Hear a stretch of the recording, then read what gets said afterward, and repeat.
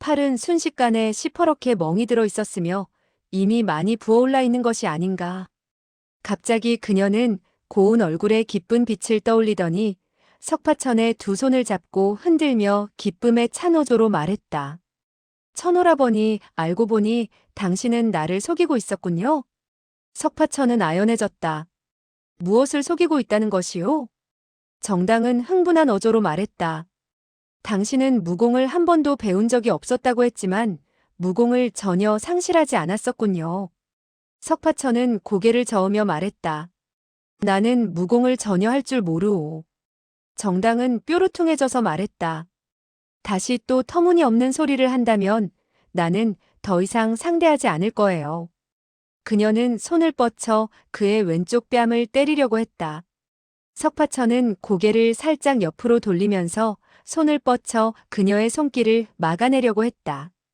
그러나 정당의 가전장법은 절묘하여 종잡을 수가 없었다. 석파천은 막는다고는 막았으나 전혀 무술을 모르는 그의 손짓이라 자연 허공을 치게 되었고 그 순간 뺨의 통증과 더불어 기척도 없이 정당의 손이 따귀를 후려치는 것을 얻어맞고 말았다. 정당은 석파천의 따귀를 후려치는 데 성공했다. 그러나 그 순간에 그녀는 자기의 손바닥이 석파천의 뺨에서 뻗쳐나오는 반탄력에 튕기듯 튀어오르는 것을 느끼고 그만 어이쿠하는 비명을 내질렀다. 놀람과 당황함은 조금 전보다 더욱더 컸다. 그녀는 석파천의 무공이 상실되지 않았으니 사랑 싸움이라고나 할까 귀여워서 하는 손찌검을 가볍게 피할 수 있으리라고 생각했다. 그렇기 때문에 그녀는 자신도 모르게 본문의 음유한 기운을 손바닥에 돋우게 되었던 것인데 뜻밖에도 석파천이 막는 수법이 그토록 느릴 수가 없었다. 전혀 무공을 모르는 것 같았다. 그런데 그녀의 손바닥이 그의 얼굴을 살짝 건드렸을 때 다시 그 내력의 강맹한 반탄력에 튕겨나고 말았으며 얼마나 아픈지 왼손으로 자기의 오른손을 거머쥐어야 했다. 그러나 이때 석파천의 왼쪽 뺨에 새카만 손자국이 나 있지 않은가. 그녀의 흑살장은 조부로부터 친히 전수받은 것이라 정말 무섭기 이를 데 없는 무공이었다. 다행히 그녀의 조예가 깊지 않았고 석파천의 내력이 심오했기 때문에 가벼운 상처를 입은 것으로 끝난 것이다. 새카만 손자국이 끝내 남게 되었으며 적어도 반달쯤 되어야 자국이 없어지게 되는지라 그녀로서는 가슴이 쓰리고 아팠으며 또한 미안한 마음 그지없었다. 그녀는 그의 허리깨를 붙잡고 얼굴을 그의 왼쪽 뺨에 부비며 속삭였다. 천오라버니, 저는 정말 몰랐어요. 당신은 아직도 원래의 무공을 회복하지 못했군요. 석파천은 아리따운 소녀가 안아주자 얼굴이 화끈거리는 것도 한결 가셔지는 것을 느끼며 한숨을 내쉬었다.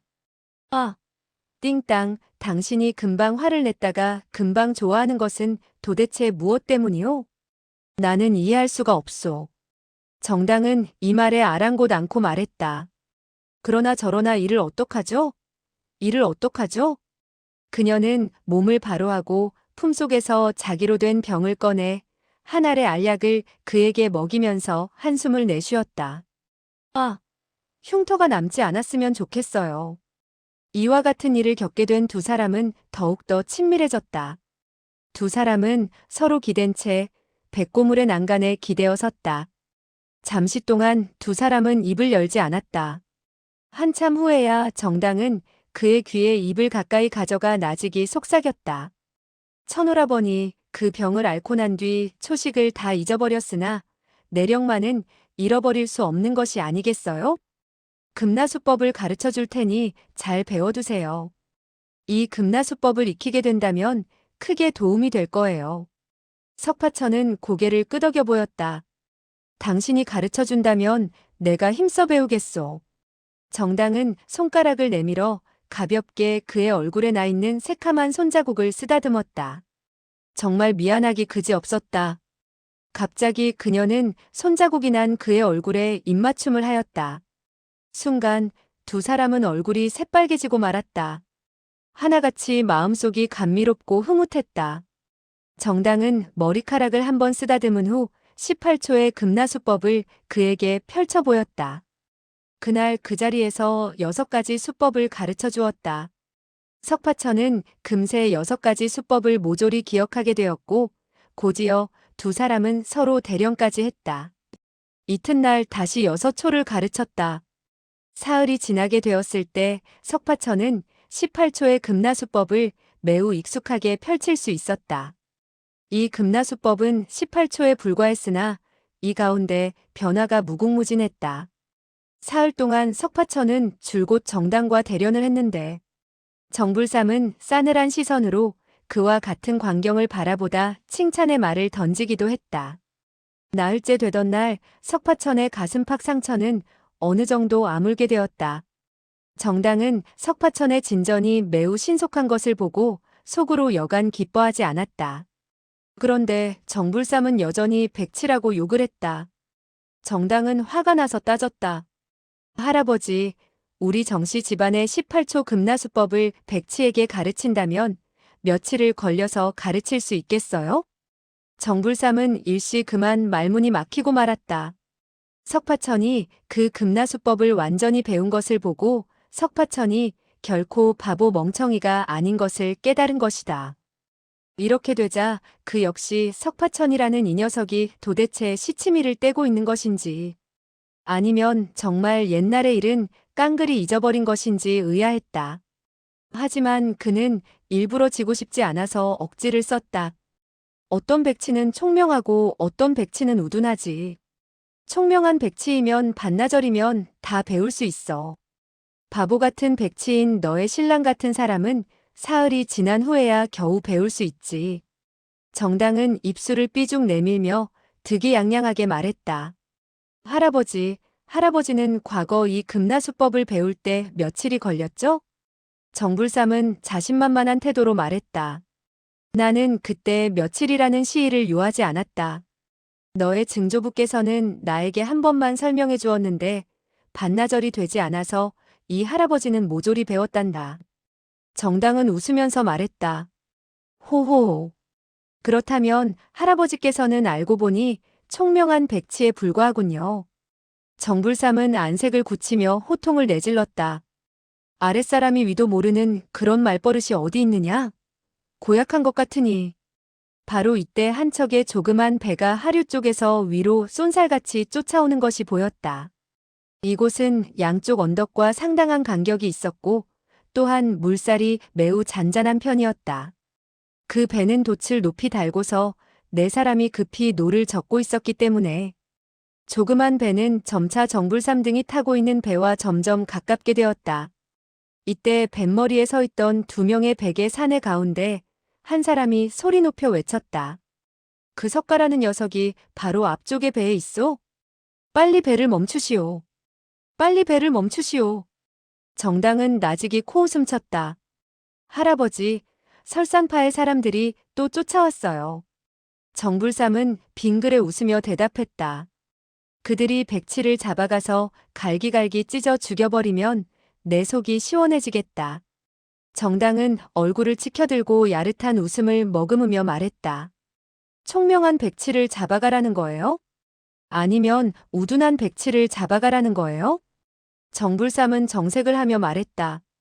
물론 우둔한 백치를 잡아가라는 것이지 누가 감히 총명한 백치를 사로잡겠다고 나선단 말이냐? 정당은 빙그레 웃었다. 맞았어요. 총명한 백치는 무공이 그토록 고강한데 감히 그 누가 그의 비위를 거스르겠어요? 정불삼은 어리둥절해져서 노해 부르짖었다.